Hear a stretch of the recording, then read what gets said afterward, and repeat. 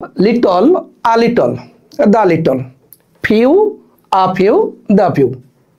এই ওয়ার্ডগুলো যাদের কনফিউশন আছে তাদের জন্য আজকের এই ক্লাসটি। এখানে আপনারা দেখতে পাচ্ছেন few, a few, the few.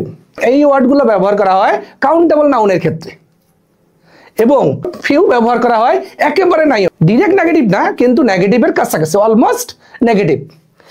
R a few ব্যবহার করা হয় ফিউ এর চেয়ে একটু বেশি।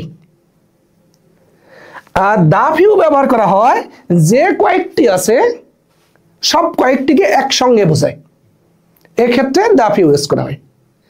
এবার little, little almost negative bear করে।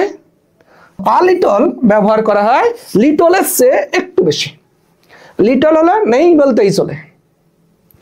আর দা লিটল ব্যবহার করা হয় যতটুকু আছে সবটুকুকে একসঙ্গে বোঝাবে, এবং এই তিনটি ওয়ার্ড ব্যবহার করা হয় আনকাউন্টেবল নাউনের ক্ষেত্রে। তাহলে few, a few, the few এগুলো ব্যবহার করা হয় কাউন্টেবল নাউনের ক্ষেত্রে। লিটল, আ লিটল আর দা লিটল এই ওয়ার্ডগুলো ব্যবহার করা হয় আনকাউন্টেবল নাউনের ক্ষেত্রে।